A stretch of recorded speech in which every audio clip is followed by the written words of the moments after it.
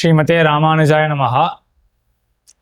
இப்பொழுது தர்க்கசாஸ்திரத்தின் உடைய ஒரு அம்சம், முக்கியமான அம்சம், அனுமானம் அப்படின்ற அம்சம். அதை பற்றி பார்க்க போகிறோம். தர்க்கசாஸ்திரம் பிரமாண சாஸ்திரம் என்று சொல்லப்படும். பிரமாணம் என்றால் அடியேன் பிரமாணம்னா பிரமாண ஞானம், அறிவு அறிவு ஏற்படுத்தக்கூடிய கருவி பிரமாணம், பிரமாகரணம் பிரமாணம். ஆக சரியான அறிவை ஏற்படுத்த கருவி பிரமாணம் என்று. இதுல தார்க்கிகாளுடைய பட்சத்துல 4 பிரமாணங்கள் உள்ளன. அடியேன் பிரத்யக்ஷம், அனுமானம், உபமானம், சப்தம் அப்படின்னு 4 இருக்கு. இதுல அனுமானம் என்றது ஊகம் அப்படின்னு சொல்றோம் இல்லையா லோகத்துல, அதுதான் அனுமானம் என்று சொல்லப்படுகிறது. இங்கிலீஷ்ல இன்ஃபெரன்ஸ் அப்படின்னு சொல்றார்களே, இது ஒரு முக்கியமான பிரமாணம். ஏன்னா எல்லாத்தையும் நாம் கண் கொண்டு தெரிஞ்சு கொள்ள முடியும் அப்படின்ற நிர்பந்தம் கிடையாது, அப்படின்ற ஸ்திதி கிடையாது. எல்லாத்தையும் நாம் கண் கொண்டு தான் தெரிஞ்சுக்க போறோம்ன்றது கிடையாது. பல விஷயங்களை காணாமலே கூட, பிறர் சொல்லாமலே கூட நம்ம ஊகித்து தெரிஞ்சு கொள்றோம் அப்படின்றத ஸ்திதி நம்ம லோகத்தை அனுபவிக்கிறோம் இல்லையா. நிறைய விஷயங்கள் அநேகமா ஒரு நாள்ல நமக்கு 1000 பிரமாக்கள் ஏற்படுறது அப்படின்னு வச்சுக்கோமே, பல அறிவுகள் ஏற்படுறது ஒரு நாள்ல என்றால், அதுல ஊகம் அப்படின்றதும் ஊகித்து நாம் தெரிந்து கொள்ற விஷயங்களும் நிறைய இருக்கு. அப்பப்போ கொஞ்சம் அனலைஸ் பண்ணி பார்த்தோமே என்றால் நிறைய விஷயங்கள் நம்ம ஊகம் பண்ணியே தெரிஞ்சுக்கிறோம். பிரத்யக்ஷத்தினால தெரிஞ்சுக்கக்கூடிய விஷயம் அது ரொம்ப சுலபமாக புரிஞ்சுக்க முடியும். கண்ணு திறக்கிறோம், ஒரு விஷயத்தை பார்க்கிறோம், தெரிஞ்சுக்கிறோம் எதிரில் இது இருக்கு அப்படின்னு. அதே போல காதை கொண்டு கேட்கிறோமோ இல்லாட்டி தொட்டு பார்க்கிறோமோ, இந்த மாதிரி பிரத்யக்ஷத்தினால நாம் பெறக்கூடிய ஞானம் அது புரிஞ்சுக்கிறதுக்கு சுலபம். அதே போல சப்தத்தை கொண்டு நாம் பெறக்கூடிய ஞானம் அதுவும் புரிஞ்சுக்கிறதுக்கு சுலபம் தான். ஒருத்தர் சொல்றார், எனக்கு புரியறது அப்படின்றது. இந்த சப்த பிரமாணத்தை பற்றின வீடியோவானது முன்பே வெளிவந்துள்ளது. சப்த பிரமாணத்தை பற்றி அதை பார்க்கலாம். 2 வீடியோஸ் இருக்கும், அதை பார்க்கலாம். இப்பொழுது நம்ம மிக முக்கியமான ஒரு பிரமாணம், இதில் தான் நிறைய ஆராய்ச்சி வேண்டியிருக்கு. எப்படி இந்த ஊகமானது வேலை செய்கிறது? நம்ம ஒரு விஷயத்தை பார்க்கல, பிறர் சொல்லியும் நாம் கேட்கல, ஆனாலும் ஒரு விஷயத்தை பற்றி சரியாக தெரிஞ்சுக்கிறோமே, அப்போது என்னென்னலாம் வியாபாரங்கள் நம்ம இடத்துல ஏற்படுகின்றன, புத்தி வியாபாரங்கள் என்னென்னலாம் ஏற்படுகின்றன அப்படின்றது ஒரு சிறந்த ஆராய்ச்சி. இந்த ஆராய்ச்சிக்காக தான் நையாயிக்கால் பேர் போனவா. நையாயிக்கால் தார்க்கிகால் இருக்கா இல்லையா, அவள் இந்த அனுமானம் அப்படின்ற பிரமாணம் எப்படி வேலை செய்யறது அப்படின்றத பல புஸ்தகங்களே போட்டிருக்கா இந்த ஆராய்ச்சி விஷயமாக. அப்படிப்பட்ட அனுமானத்தை தான் இப்போ பார்க்க போறோம். அடியேன் ஆரம்பம் என்ன அனுமான பிரமாணத்தை முதல்ல அனுமானத்தினால வர்றது அனுமிதி அப்படிங்கிறது தான். அனுமானத்தினால பெறக்கூடிய இந்த ஞானத்துக்கு அனுமிதி அப்படின்னு பெயர். இந்த அனுமிதி எப்படி ஏற்படுகிறது அப்படிங்கிறது அந்த கிரமம். அதில் நிறையா டேர்ம்ஸ்ன்னு சொல்கிற நிறைய பதங்கள், அவள் பயன்படுத்தக்கூடிய பதங்கள், அதை பற்றி முதல்ல அவள் தெரிவிச்சிருந்தது. இந்த டேர்ம்ஸ் அப்படின்றது இருக்கு இல்லையா, அதுக்கு பாரிபாஷிதங்கள் அப்படின்னு சொல்லுவா, பரிபாஷா அப்படின்னு சொல்லுவா. அந்தந்த சாஸ்திரத்துக்கு சேர அவள் சில விஷயங்களுக்கு தாங்கள் சில சொற்களை கொடுப்பா. அதுதான் நம்ம இங்கிலீஷில் சொல்லும்போது டேர்ம்ஸ் அப்படின்னு சொல்கிறோம் இல்லையா. இப்போ டேர்ம்னு சொன்னாலே என்ன, அதற்கு ஒரு பொருள் இருக்கும். அப்போது அந்த சாஸ்திரத்துக்கு சேர அது பரிபாஷிதமாக இருக்கும். அவள் குறிப்பிட்டு இந்த சொல்லுக்கு இதுதான் அர்த்தம் அப்படின்னு ஒரு குறிப்பை ஏற்படுத்தியிருப்பா. பரிபாஷா அப்படின்னு அதற்கு பெயர். அதுக்குள்ளே போகிறதுக்கு முன்னாடி இப்போ அனுமிதி அப்படின்னு ஒன்று பார்த்தோமா, அனுமிதியை ஏற்படுத்தக்கூடியது அனுமானம் அப்படின்றதையும் பார்த்தோம். இப்போ அனுமிதிக்கு ஒரு உதாரணம் சொன்னால் பார்க்குறவா சட்டின்னு புரிஞ்சுன்றவா. இது பொதுவாக சொல்லக்கூடிய அவர்கள் தார்க்கிகள் சொல்லக்கூடிய உதாரணம் தான். மலையிலே நெருப்பை உடையது மலை, மலை நெருப்பை கொண்டது அப்படின்னு அவர்கள் தெரிவிக்கிறார்கள். எதனாலனா புகை அங்கே இருக்கு, புகை கண்ணுக்கு தெரியறதுனால சரி அதுக்குள்ள நெருப்பானது கண்டிப்பாக இருக்கணும் அப்படின்னு. ஏன்னா அது மேலே அந்த வியாப்தி ஞானம் என்ன அதெல்லாம் மேலே. ஆக இங்க என்ன ஞானம் வந்திருக்கு? முதல்ல இப்போ மலையானது நெருப்பை கொண்டது அப்படின்ற ஞானம் வந்திருக்கு இல்லையா. மலையானது நெருப்பை கொண்டது அப்படின்ற ஞானம் வந்திருக்கு. இது சரியான ஞானம். இந்த ஞானத்துக்கு தான் அனுமிதி அப்படின்னு பெயர். சரியான ஞானம் வந்திருக்கு. அப்போதான் ஆராயறார், இதற்கு கருவி என்ன, எப்படி இந்த ஞானத்தை பெற்றோம், கண்ணை திறந்து பார்த்தோம் அப்படின்னு சொல்ல முடியாது. நம்ம மலைக்குள்ள போய் பார்க்கலையே. நம்ம கண்ணை திறந்து பார்த்ததுல என்ன தெரிய வந்தது? புகை தெரிய வந்தது. அப்ப புகை இருக்கு அப்படின்றத தெரிஞ்சுட்டோம். சரியான ஞானம் ஏற்பட்டது. அதற்கு கருவி என்ன? கண் அப்படின்ற கருவி. மலையானது நெருப்பை கொண்டது அப்படின்னு தெரிஞ்சுட்டோமே, இந்த அறிவுக்கு தான் அனுமிதி அப்படின்னு பெயர். அதையும் ஞாபகம் வச்சுக்கோங்க. இப்ப இந்த அனுமதியானது எப்படி ஏற்பட்டது அப்படின்றது தான் அழகான விசாரம். அடியே எப்படி கொண்டு போகலாம்? அனுமதி எப்படி ஏற்பட்டதுன்னு எப்படி அந்த கிரமம் எப்படி இருந்தது வீடியோல? முதல்ல அந்த பதங்கள்லாம் அந்த பதங்கள்லாம் சரி அடியே. அப்ப முதல்ல அனுமதி அப்படின்ற ஒரு பதமா இருக்கு. அடுத்தது சாத்தியம், ஹேது, சரி சபக்ஷம், திருஷ்டாந்தம். சரி. இங்க சாத்தியம் அப்படின்னா சாதிக்கப்படுவது சாத்தியம். இப்போ மலை நெருப்பை கொண்டது அப்படின்னா அங்க நெருப்பு தான் சாத்தியம். ஏன்னா அதை தான் சாதிக்க போறோம். மலையில நெருப்பு இருக்கிறதுங்கிறது நமக்கு பிரத்யக்ஷத்தினால தெரியாது. அதனால நம்ம சாதிக்க போவது மலையிலே நெருப்பு இருக்கிறது அப்படிங்கிறது தான். நெருப்பை கொண்டது மலை அப்படிங்கிறத சாதிக்க போறோம். அதனால அந்த சாத்தியம் அப்படிங்கிறது இங்க நெருப்பாக சொல்லப்படுகிறது. அடுத்தது ஹேது. ஹேத்துங்கிறது எதனால நாம் அப்படி சொல்றோம்னா, அங்க புகையை பார்க்கிறோம். புகையை பார்த்த உடனே அங்க நெருப்பு இருக்கு அப்படின்னு சொல்றோம். அப்ப அந்த புகை தான் ஹேது. அத லிங்கம் அடையாளம் அப்படின்னு சொல்லுவா. ஹேது அப்படிங்கிறது ஹேத்துன்ற சொல்லு நம்ம சம்பிரதாயத்துல நிறைய கேள்விப்பட்டிருப்போம். ஹேத்துனா காரணம். இங்கே அந்த காரணம் வந்துருது. கேள்வி என்ன வந்தது? மலையானது நெருப்பை கொண்டது. எப்படி அறிந்து கொண்டாய்? எப்படி சொல்றாய்? எதனால்? அப்படின்ற கேள்விக்கு பதில் தானே புகை. அப்போ ஒரு காரணமாக தானே இருக்கு. இதை கண்டேன் நான் சொல்றேன் அப்படின்றது. அதே போல இதுக்கு லிங்கம்னு பெயர். அடையாளமாக இருக்கு. அடையாளம் அப்படின்றதே மத்தொன்னு சூச்சனம் பண்ணக்கூடியது தானே அடையாளம். அப்போ நெருப்பை சூச்சனம் பண்ணி காட்டுறது. ஆகையினால ஹேது, அடையாளம், லிங்கம் அப்படின்னு ரெண்டுமே சொல்லலாம் புகைய. சாத்தியம், ஹேது. அடுத்தது பக்ஷம். பக்ஷம் அப்படிங்கிறது எந்த இடத்துல நம்ம அந்த சாத்தியத்தை சாதிக்கிறோமோ அது பக்ஷம். இப்ப நெருப்பு எங்க இருக்கு? மலையில இருக்குன்னு நம்ம சாதிக்கிறோம். இப்ப மலைங்கிறது தான் பக்ஷம் அப்படின்னு சொல்லப்படுகிறது. அடுத்தது சபக்ஷம் அப்படின்னு. இப்ப முதல்லயே நமக்கு புகையை பார்த்த உடனே நெருப்பு இருக்கு அப்படிங்கிற ஞானம் ஏற்படாது. ஏற்கனவே நம்ம பல இடங்கள்ல பல தடவை இந்த புகையை பார்க்கிறோம், அங்க நெருப்பு இருக்குங்கிறதையும் பார்த்திருக்கோம். அதனால நமக்கு அது தெரியறது.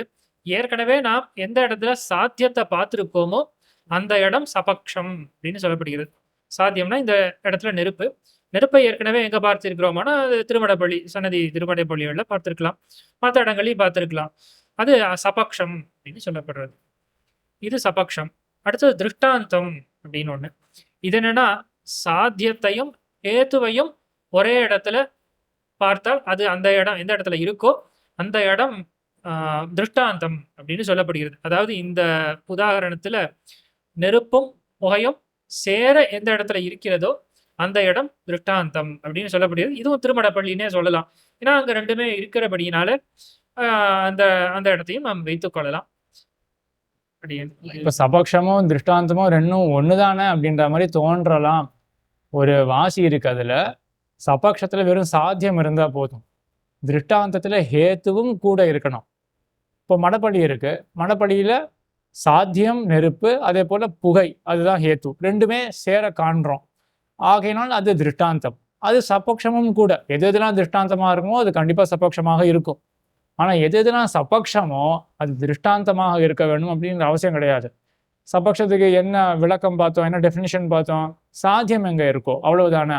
இப்படி எடுத்துப்போமே, இரும்பு இருக்கு, அதை பழுக்க காய்ச்சணும். அங்க நெருப்பானது இருக்கும். நெருப்பு மட்டும்தான் இருக்கு, அங்க புகை இல்லையே. அப்போ இந்த காய்ச்சப்பட்ட இரும்பு இது என்னவாக இருக்கு, என்னவாக இல்லை? இது சபக்ஷமாக இருக்கு, திருஷ்டாந்தமாக இல்லை. ஆக அந்த வாசி இருக்கு இல்லையா, சபக்ஷத்துக்கும் திருஷ்டாந்தத்துக்கும் வாசி இருக்கு. சபக்ஷம், திருஷ்டாந்தம், சபத்தின் ஹேது, விபக்ஷம் பிரதிபந்தகம். அந்த ஆமா, அது கொஞ்சம் கஷ்டமான விஷயங்கள், அது அப்புறம் பார்த்துக்கோங்க. பிரதிபந்தகம்லாம் சரி. அப்போ அனுமிதி என்னது? மலையானது நெருப்பை கொண்டது அப்படின்ற ஞானம், இதுதான் அனுமிதி. பார்க்காமலே தெரிஞ்சுக்கக்கூடிய ஒரு விஷயம். இப்போ மலையானது நெருப்பை கொண்டது அப்படின்னு இது எப்படி ஏற்பட்டது அப்படின்னு புரிஞ்சுக்கிறதுக்கு தார்க்கிகாள் சில வார்த்தைகளை சொல்லியிருக்கா, சில டேர்ம்ஸ் அவ பயன்படுத்தியிருக்கா. அந்த டேர்ம்ஸுடைய விளக்கத்தை மேலும் அவ சொல்லுவா. என்னென்னலாம் நம்ம ஞாபகம் வச்சுக்கணும்? சாத்தியம், பக்ஷம், திருஷ்டாந்தம், ஹேத்து அப்படின்ற டேர்ம்ஸ் இது வரைக்கும் நம்ம பார்த்தது. இதை கொண்டே நாம் அனுமிதியை புரிஞ்சுக்கலாம். எப்படி இந்த அனுமதி ஏற்பட்டது அப்படின்றத புரிஞ்சுக்கலாம். இப்ப அதுக்கு வியாப்தி அப்படின்னு ஒன்று சொல்லுகிறார்கள். இங்க வியாப்தி அப்படின்னா பொழுதும் புகை வந்து நெருப்பை விட்டு பிரிந்திருக்காது. நெருப்பை விட்டு பிரியாத புகை, நெருப்பை விட்டு பிரியாத தன்மைங்கிறது அந்த புகையில இருக்கு. புகையினுடைய ஒரு தன்மை தான் இந்த இடத்துல வியாப்தியாக சொல்லப்படுகிறது. அது நெருப்பை விட்டு பிரியாத தன்மை. இப்போ நெருப்பு அப்போ வந்து ஒருத்தனுக்கு அந்த நெருப்பு இருக்கிறது அப்படின்னு அவனுக்கு தெரியணும் அப்படின்னா, மலையிலே நெருப்பு இருக்கிறது அப்படின்னு தெரியணும்னா, ஏற்கனவே அவன் வந்து திருவண்ணாமலையில் பார்த்துருக்கான், நெருப்பு இருக்கு, இதுவும் இருக்கு அப்படிங்கிறது. அப்போ அவன் எப்படி பார்த்துருக்கணும் அப்படின்னா, அந்த ஹேத்துனுடைய 2 தன்மைகள் அப்படின்னு தெளிவா சொல்றேன்னா கொஞ்சம் ரொம்ப ஆழமா போற மாதிரி இருக்கு. பிரிச்சு பார்ப்போம். சரி. ஆக அனுமதி எப்படி வருது அப்படின்றத தானே நம்ம பார்க்கணும். மலையானது நெருப்பை கொண்டது அப்படின்ற ஞானம் நமக்கு ஏன் ஏற்பட்டிருக்குன்னா, புகையானது மலையில் இருக்கிறது அப்படின்ற ஞானம் ஏற்பட்டிருக்கு. புகையானது மலையில் இருக்கிறதுன்ற ஞானம் ஏற்பட்டா போதுமானா? சின்ன குழந்தை இருக்கு, அது பார்க்கறது, மலையின் மேல புகை தெரியறது இருக்கு, புகை மலையில இருக்கிறது அப்படின்னு தெரிஞ்சுக்கிறது. அதற்கு அடுத்த நொடி மலைக்குள் நெருப்பு இருக்கு அப்படின்றது தெரியுமானா? தெரியாது. அப்போ என்ன அந்த குழந்தை தெரிஞ்சுக்கல, நாம என்ன தெரிஞ்சுட்டு இருக்கோம் என்றால் என்ன தெரிஞ்சுமா? ஏற்கனவே வந்து பல இடங்கள்ல இந்த மாதிரி புகை இருக்கக்கூடிய இடத்துல எல்லாம் நெருப்பையும் பார்த்திருக்கிறோம். அதனால நமக்கு இந்த ஞானமானது என்ன ஞானம்? இதுதான் வியாப்தி ஞானம். வியாப்தியை பற்றின ஒரு ஞானம் நமக்கு ஏற்பட்டிருக்கு. இப்போ வியாப்தினா என்னது? வியாப்தினா நெருப்பை, அதாவது புகைக்கு உண்டான தன்மை. அது நெருப்பை விட்டு பிரியாத தன்மை. அது கொண்டது புகை அப்படின்னு தெரிஞ்சுக்கிறோம் இல்லையா? அப்போ அந்த குழந்தை இதை தெரிஞ்சுக்கல. நம்ம என்ன பண்ணியிருக்கோம், பல இடங்கள்ல புகையும் நெருப்பையும் சேர்த்து பார்த்ததுனால நமக்கு ஒரு நிச்சயம் வந்திருக்கு. இப்போ என்னன்னா, புகையானது இப்படிப்பட்டது, புகைக்கு என்ன தன்மை இருக்கு? வியாப்தின்ற ஒரு தன்மை இருக்கு. என்ன தன்மை வியாப்தினா? நெருப்பை விட்டு பிரியாதிருத்தல். இது புகைக்கு உண்டான தன்மை தானா? இதை தெரிஞ்சுட்டு இருக்கோம்.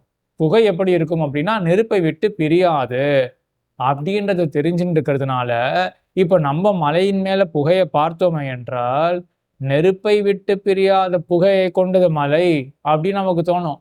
ஆகையினாலதான் அடுத்த நொடி அப்ப மலையில நெருப்பு இருக்கு என்றோ, இல்லாட்டி நெருப்பை கொண்டது மலை என்றோ நமக்கு தோன்றுகிறது. அனுமதியானது ஏற்படுறது. குழந்தைக்கு என்ன தெரியாது?